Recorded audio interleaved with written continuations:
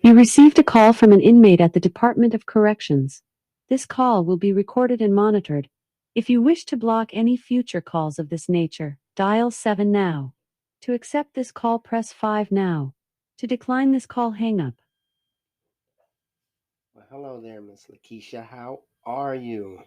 Oh, good, good, good. When I know how tough it is on the children of the incarcerated. So your daughter is just blossoming all over. She's doing fantastic. She's doing great in school. She's got some great friends, staying out of trouble. I mean, you couldn't ask for anything better than that.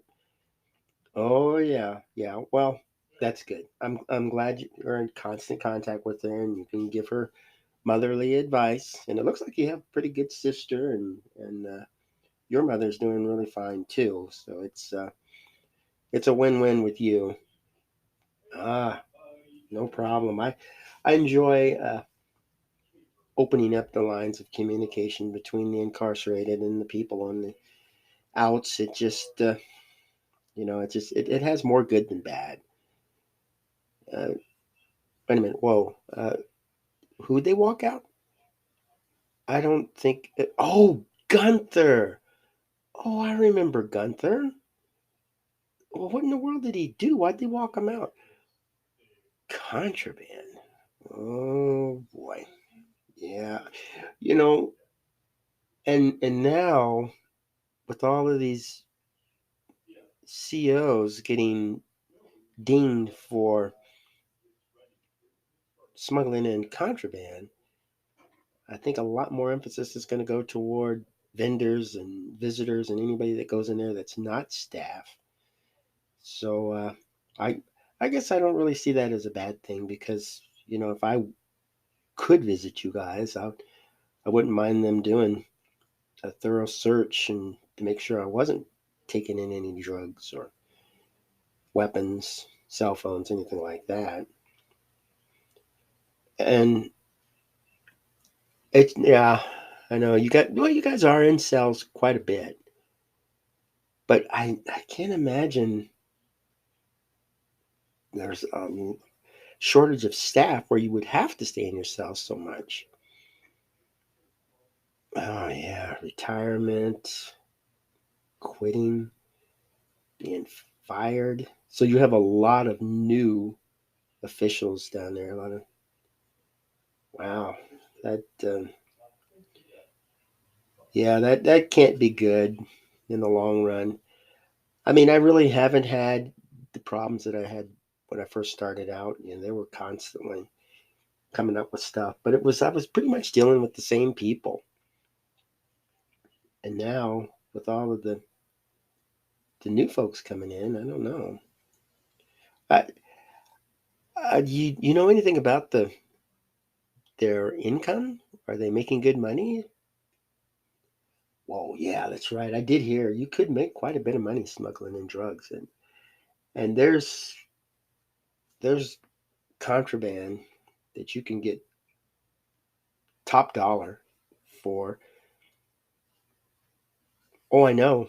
I was talking to another incarcerated person about the weapons ban, and I was asking, do you know if it's how difficult it is to get a weapon on the black market or just out on the street? And he was saying it was very easy.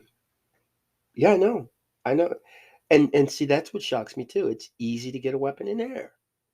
So I don't really see what this is going to do. As long as we have weapons on this planet, people are going to be able to get them. And he was mentioning you can talk to your drug dealer about it. You have 60 seconds remaining. Yeah, I guess that would be. That's what I heard. If you needed a car, or if you needed a car part, or if you needed something to pawn, you would target certain houses and go for it. And if anybody needs some weapons, they'll target houses. I think probably home invasion will increase. Ah, yeah, that's not good for the kids. You're right. You have 30 seconds remaining. I would really wish they would focus on gun safety inside schools. We need to up the protection there and teach the kids that guns and protection and high security, they're part of life now. Well, thank you for calling, and let your daughter know I said hi. Okay, and keep up the good work. You're doing a fantastic job. That daughter is amazing, and a lot of it is because of you.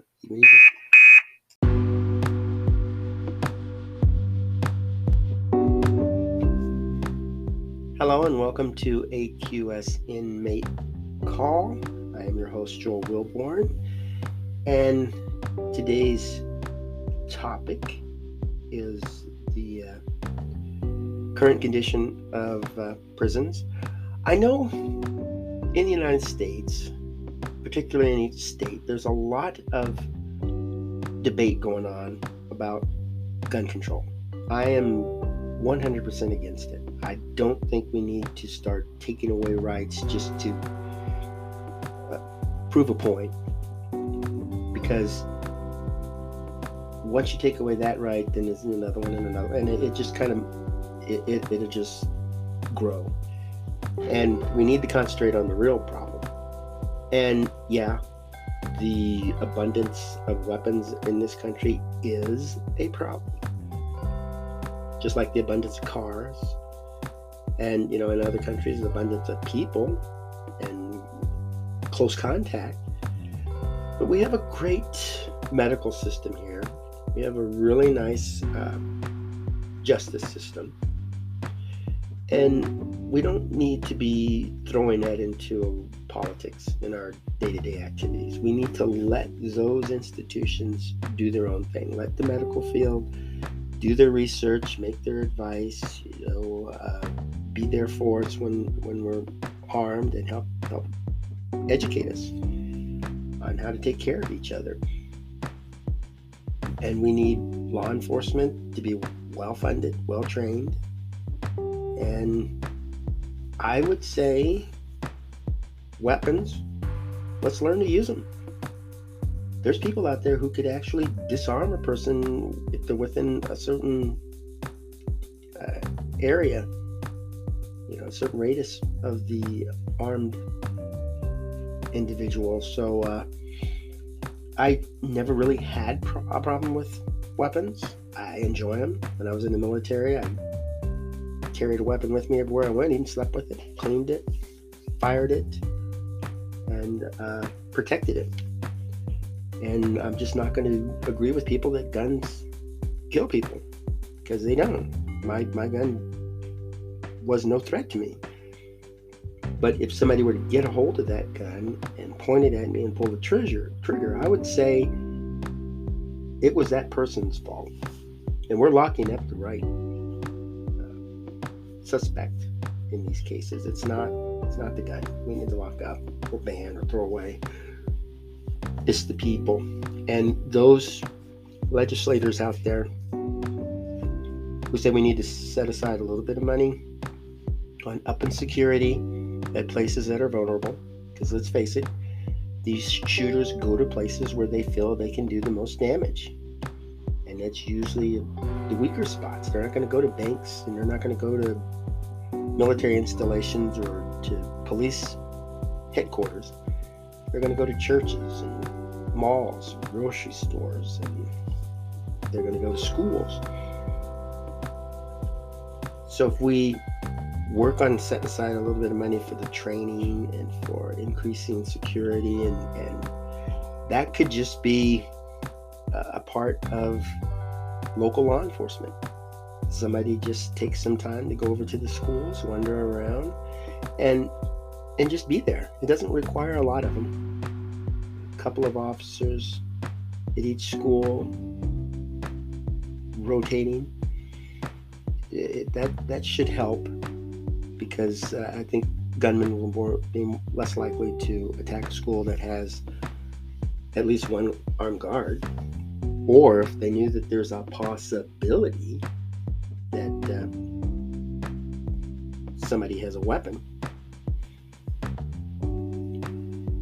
And I also believe that we need to work on the human side of it, because the common denominator in all shootings is the human.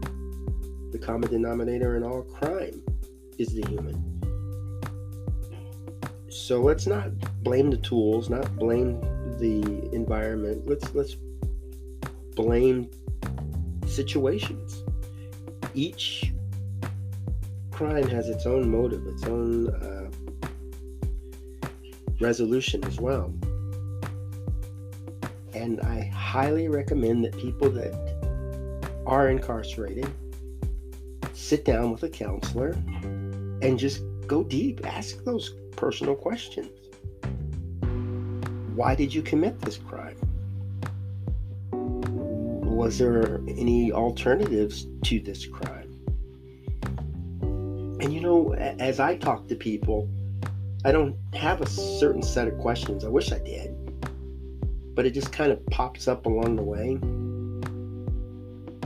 So I could talk to a person could say something, and another question come up.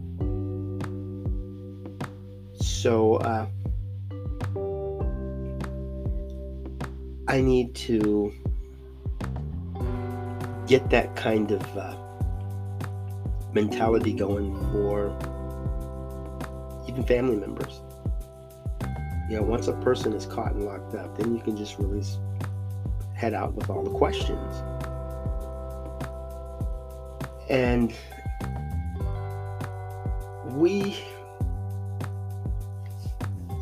I don't think we're really doing too much with the correctional institutions as well, because if people are being walked out, they're being fired because they're smuggling in contraband, they're only enabling the folks that's in there, because a prison should be gun-free. It should be drug-free.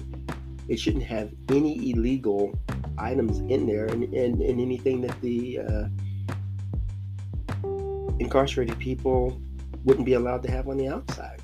That shouldn't be available, but that's not the case. And public isn't very helpful because they're more interested in other events than what's going on inside the prison. And if somebody wants to talk about what's going on in the prison, they want to change the subject, or they don't want to believe it. And no, the folks that's in the prison don't deserve to be mistreated. The guards don't deserve to have low pay, poor medical benefits.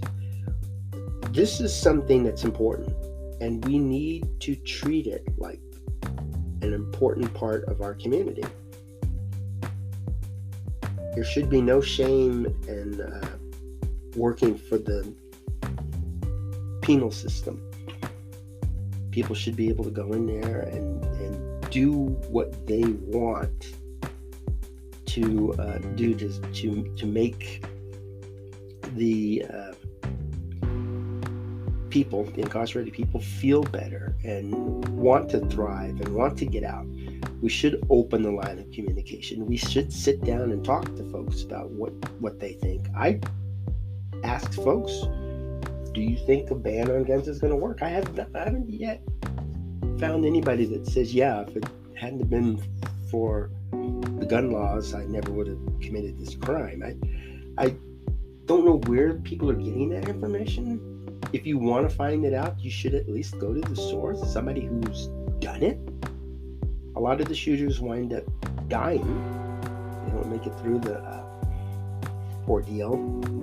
But those that do, they're a treasure trove of information. And I'll often ask, what kind of advice would you give somebody else? I was talking to a coworker, and he was talking about listening to music like rock and roll.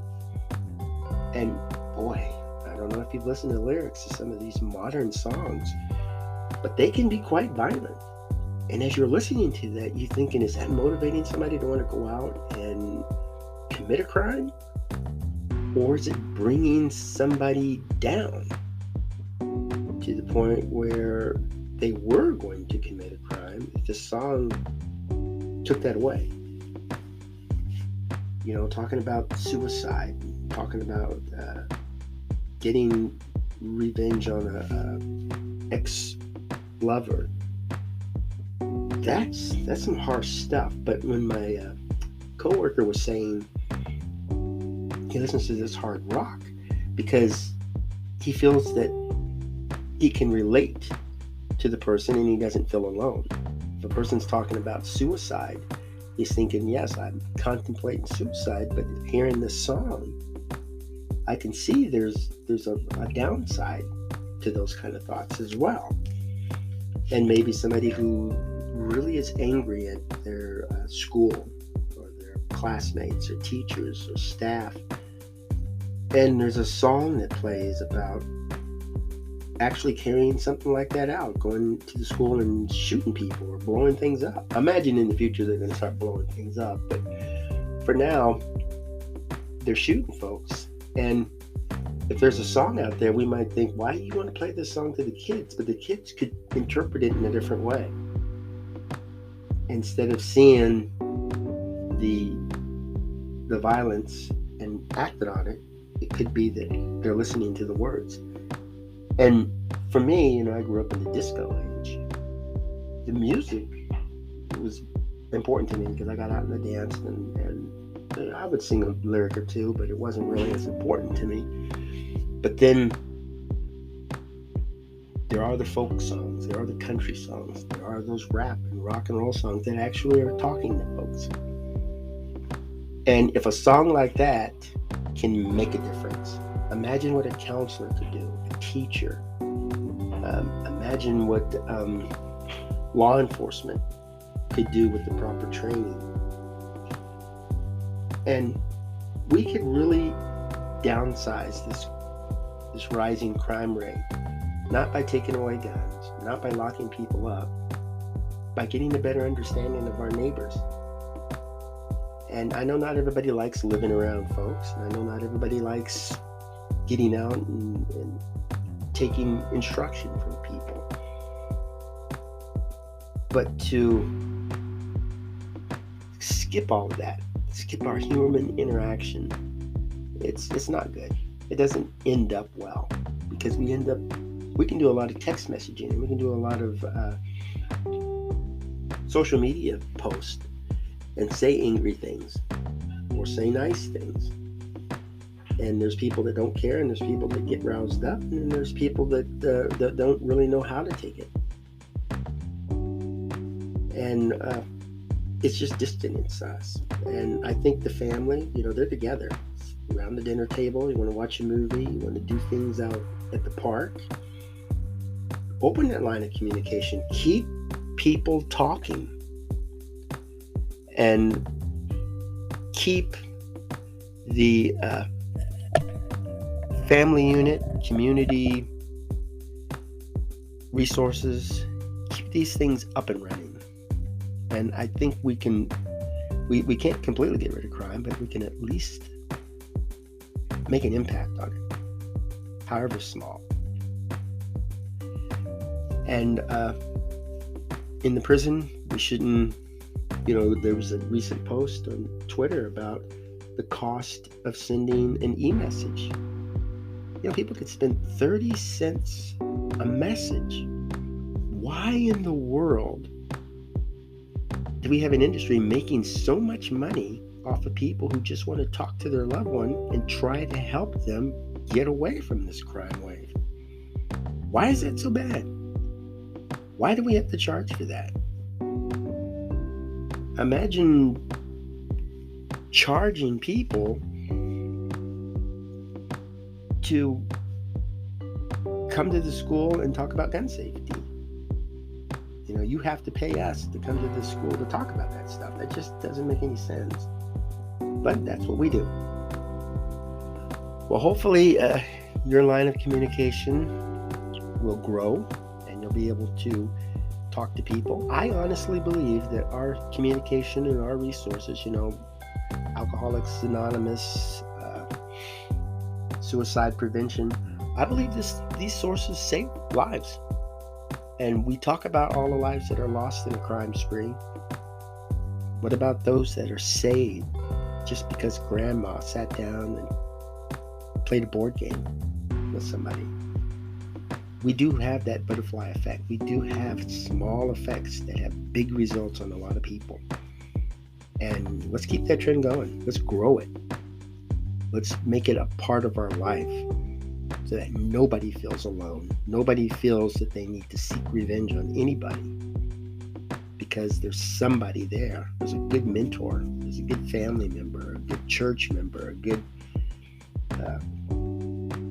counselor that will work with them.